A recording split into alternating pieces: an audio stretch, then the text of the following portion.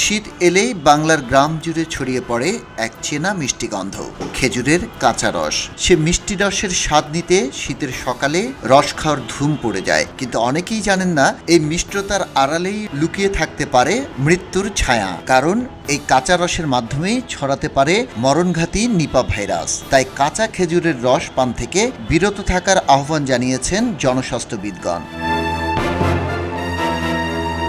স্বাস্থ্যবিদরা বলছেন, কাঁচা খেজুরের রস হতে পারে মরণঘাতী নিপা ভাইরাসের বাহক। বাদুড়ের মাধ্যমে দূষিত এর রস পান করলেই শুরু হতে পারে ভয়ঙ্কর সংক্রমণ। রোগতত্ত্ব, রোগ নিয়ন্ত্রণ ও গবেষণা প্রতিষ্ঠান IEDCR এর তথ্য অনুযায়ী গত বছর নিপা ভাইরাসে আক্রান্ত 5 জনের সবাই মারা গেছেন। এবছর আক্রান্তের সংখ্যা আরও বেড়েছে।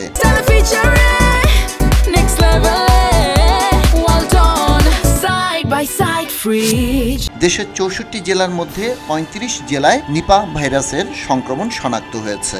7 জানুয়ারি IEDCR এর মিলনায়তনে অনুষ্ঠিত নিপা ভাইরাসের বিস্তার ও ঝুঁকি বিষয়ক এক সভায় এসব তথ্য জানানো হয়। সভায় IEDCR এর বৈজ্ঞানিক কর্মকর্তা শারমিন সুলতানা জানান, নিপা ভাইরাসে আক্রান্ত প্রায় 72% রোগীর মৃত্যু ঘটে। তিনি আরও বলেন, নিপা ভাইরাসের জন্য এখনও কার্যকর কোনো চিকিৎসা বা টিকা আবিষ্কৃত হয়নি, যা পরিস্থিতিকে আরও জটিল করে তুলছে। সভায় জানানো হয়, দেশে সাধারণত শীতকালে কাঁচা খেজুরের রস পান করার মাধ্যমে মানুষ এই ভাইরাসে আক্রান্ত হয়। এছাড়া প্রায় 28% ক্ষেত্রে একজন থেকে অন্যজনের মধ্যে সংক্রমণ ছড়িয়ে পড়ে। এদিকে আন্তর্জাতিক উদরাময় গবেষণা কেন্দ্র বাংলাদেশের সংক্রামক রোগ বিভাগের সহযোগী বিজ্ঞানী ডাক্তার সৈয়দ মঈনুদ্দিন সাত্তার জানান, ফরিদপুর, রাজবাড়ী, নওগাঁ ও লালমনিরহাটে নিপা সংক্রমণ ও মৃত্যুহার তুলনামূলকভাবে বেশি।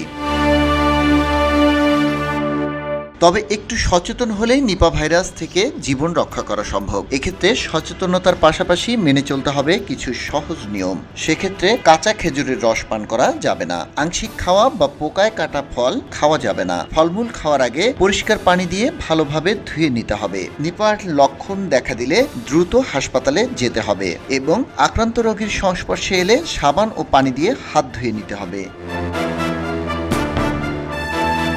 নিপা ভাইরাস প্রতিরোধে সতর্ক থাকা তাই খুব জরুরি। একটু অসতর্কতায় এক চুমুক কাঁচা মিষ্টি রস কেড়ে নিতে পারে একটি জীবন। তাই নিজে সচেতন হওয়ার পাশাপাশি অন্যকেও করতে হবে সচেতন।